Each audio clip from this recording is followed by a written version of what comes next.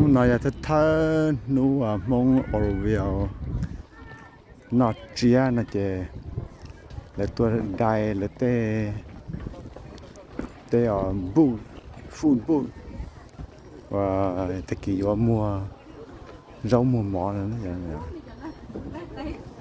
số nó chỉ vào Oroville Mong Alliance Church luôn họ lúc nào chỉ vào Taste of Asia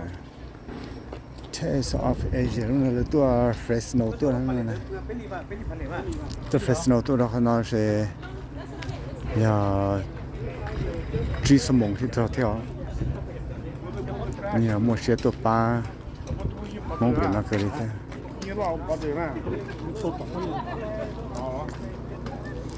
thế bây giờ thì chơi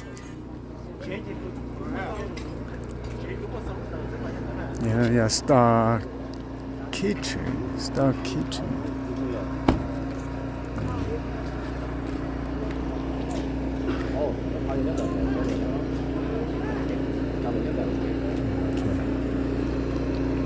nhà tôm ba nhà nữa cho nó chỉ lấyตัวปืนมันเขาเลี้ยcho nóจะเชื่อแล้วนะนี่ปืนร้อยnhàเลี้ยว่าจ้าnhàเลี้ยเธอnhàเลี้ยตรง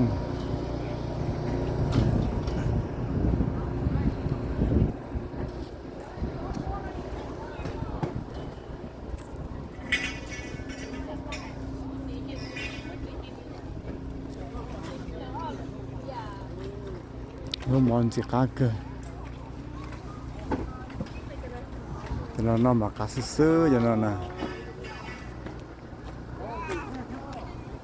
cá vựa cho nó cá vựa nó đều whole boy chicken cá vựa quá hậu nó cá vựa chỉ cá vựa tôi bảo mấy cho cá từ sau tôm bê chia thế cá vựa nó có gì cá cơ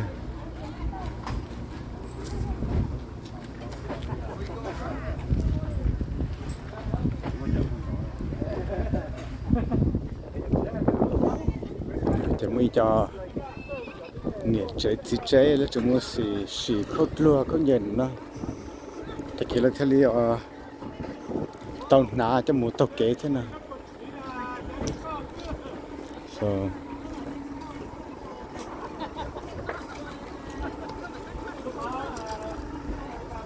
cái này dụ là có gì mong dùng tia nó có gì mong dùng tia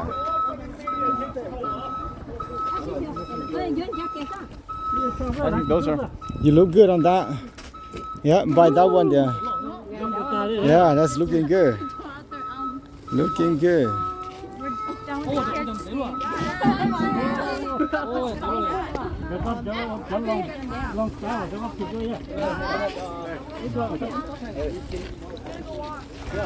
Bà không giờ không lo tất kỳ mua tóc kệ.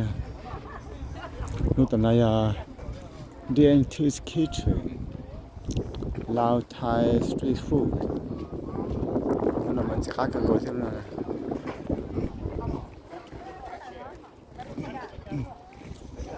Tôi này anh ấy chỉ ra tôi là tất kỳ ba tôi này. Mong Oroville New Year. Cho nên một sẽ để xài tao lấy show hay đi chả. Rồi tuần đuôi để xài thôi. Tuần đuôi để xài nó chứ. Tôi bảo giờ tất kỳ rồi giờ tôi sẽ mà nó cho tôi là tôi gọi tôi trẻ xưa mà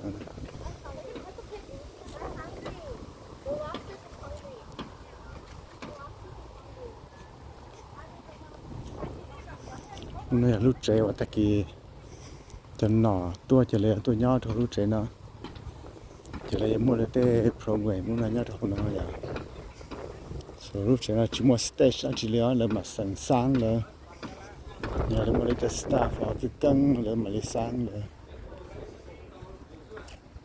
sáng lúc stage này thì rồi rong rồi tất kỳ thì tàu xì thế này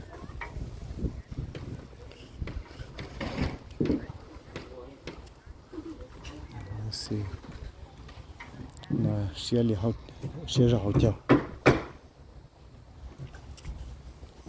thì khương thì engineer music instrument, music controller. Okay. lúc phao này lúc phao bây giờ sẽ đợi xí nó chỉ đến tuần tàu đồng bàn tàu softball cái này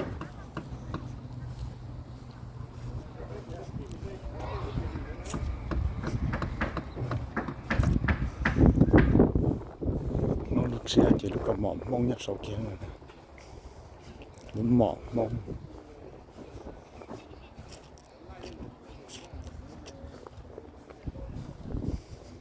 bỏ lúc mỏm mong theo bỏ chắc cái chị bỏ lúc mỏm theo bỏ chắc cái chị như mong xưa à mong vậy rồi liều mong gì tiền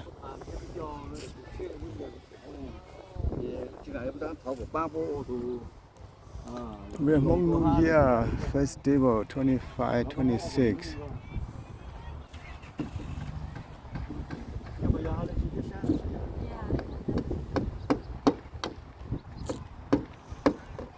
chỉ chiều xong là muốn tôi để cho mấy cả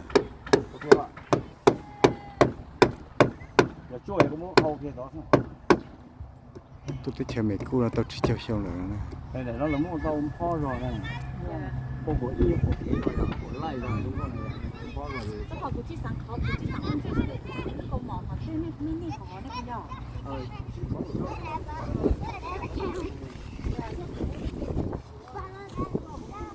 chấm bùa mình mấy nhá hôm nay thì cho nên là non profit organization để cho tôi khé cho là tê ưu tiên nó cho sự là sự cho nên bây giờ tôi tăng hoặc là free sữa cho nên employee health này là ilu employee health này là ít khó insurance đi trả phí rồi nè. It's a medical assistant.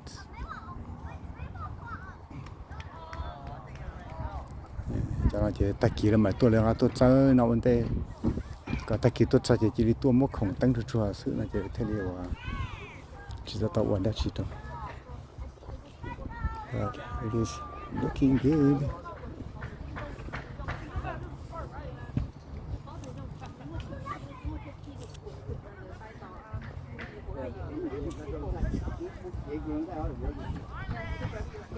Lúc nào chị mong Oroville mong Alliance chơi lúa bù thêm này nếu ở đây nói là mình ở tua chỉ là tua tha đua tem đua cho mình ở nhau cái lúa tôi ở đây là cho mình free face painting. Free face painting. Look at that. To die here to butterfly hiker.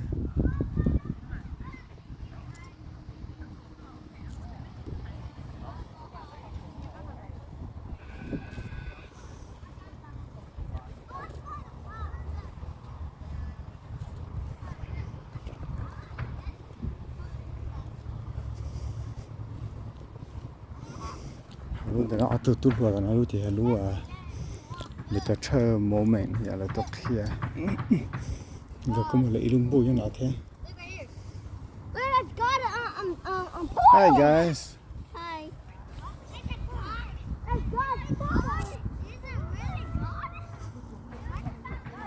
Giờ lung bùi như nào.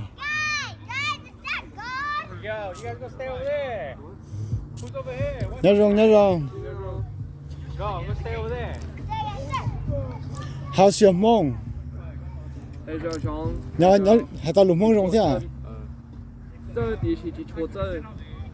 Hai tao rong cờ mà. Tôi về hồi kia. Gồm bé hoa Miles. Miles. Yeah, Miles. Oh, John chỉ có. Nhưng sao tôi xin đây? Gồm bé hoa Chú gì đó? Gồm hoa pink. Là nãy giờ mình cả đây lùm nên bề mông của nhà mông cũng bề mình cả. Mua lông bé mông. Cũng bề mông chỉ chỉ hú đi lại đó giờ. Yeah, chỉ đông đầu nó chỉ mua lên đó ở xứ thế li chỉ lồng. Yeah, yeah, nó sẽ tôi xin đây. Yeah, mua lên đó mà xin ta kia nè. Yeah, mua lên đó. Chính cái tôi tăng cái lùm bù cho nó. So, nhà ba nhà li tua là cho nó là tốt kia cho bắt chữ ra thế sự chỉ là vậy nữa cho nên là cho staff kia lúc chơi với nhau cho kia lúc chơi với nhau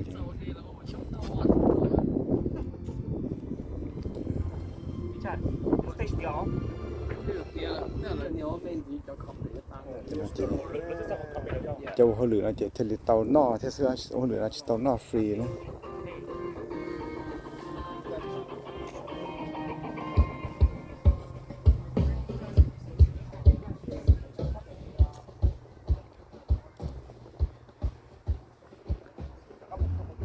lúc Tesla này là gì cái lúc Tesla này nên là lúc hai cường có thể top of the line lúc xe nó thì tàu xa lưng nữa không nó xe này ó lưng về tao họ về lưng họ đôi ta mà thì một ó lưng nó tao cá thiên lúc xe này thì tàu xa lưng thì thì họ tàu xa lưng thì đặc biệt là cũng mua mình chờ đòi yêu luôn nè thì xí rồi lúc xe lù này lúc xe chính đây thì chuyện thì cú digital không tao sẽ mà nhưng lúc mà tao trong cơ gì